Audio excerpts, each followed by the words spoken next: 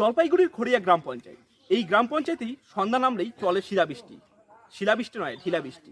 কথাটা বুঝুন, কিন্তু শিলাবৃষ্টি হলে কিছুক্ষণের মধ্যে বন্ধ হয়ে যেত, কিন্তু এখানে ঢিলাবৃষ্টি রোজ রোজ সন্ধ্যা 6টার পরেই চলে এখানে রমরমিয়ে ঢিল।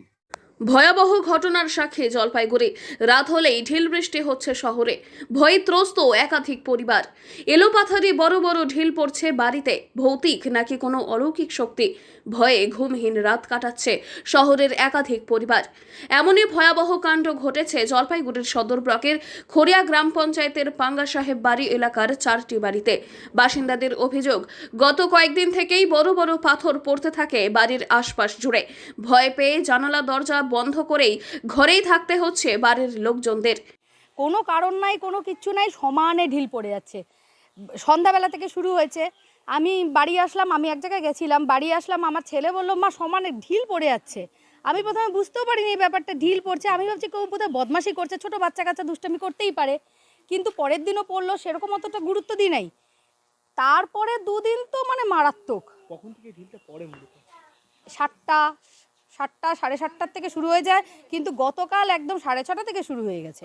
এরপর প্রতিদিন সন্ধে 7:30 থেকে প্রায় ভোর 3:30 অবধি এই 4টি বাড়িতে ক্রমাগত ঢিল পড়ে, এমনটাই জানান ওই বাড়ির মহিলারা।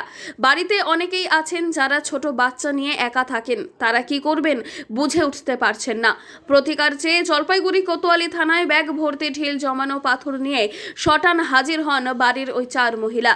পুরো ঘটনাটি বিস্তারিত জানিয়ে থানায় অভিযোগও দায়ের করেন তারা।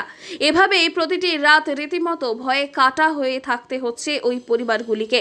কে বা কারা কি উদ্দেশ্যে এই জঘন্য কাজে লিপ্ত, কিংবা আসল ঘটনাটাই বা কি, তা জানে না কেউই। এর আগেও কনপাকড়ি সরকার পাড়া ধূপগুড়ির এলাকায় ঘটেছিল একই ঘটনা। যেসব এলাকায় আমরা শুনলাম যে সেখানকার স্থানীয় মানুষরা ভীষণ আতঙ্কিত, বিগত কয়েকদিন ধরে যে ধরনের ঘটনা ঘটছে তাতে মানুষের মনে একটা আতঙ্ক ছড়িয়েছে যে প্রতিবার সন্ধ্যা হলেই 6টার পরে নাকি সেখানে ঢিল পড়ে। এবার এই ঘটনা কিন্তু নতুন কিছু নয়, এর আগেও বহু জায়গায় হয়েছে, মালবাজারে হয়েছে, আরও অন্যান্য জায়গায় হয়েছে। এখন আমার মনে হয় এটা মানুষের তৈরি করা বিষয়, কোনো অলৌকিক ঘটনা নয়। এর সাথে কিছু দুষ্কৃতী বা যারা খারাপ মনোবৃত্তি নিয়ে আছেন এমন কিছু গোষ্ঠী বা কিছু মানুষ হয়তো যুক্ত আছেন। কিন্তু কেন বারংবার ঘটছে এই ভয়ঙ্কর ঘটনা? সদুত্তর নেই। কবে সমাধান হবে সমস্যার? প্রশাসনই বা কি উদ্যোগ নিয়ে সমাধানে এগিয়ে আসবে? চিন্তায় রীতিমতো দিশেহারা পরিবারগুলির। জলপাইগুড়ি থেকে সুরজিতের রিপোর্ট, লোকাল 18 বাংলা।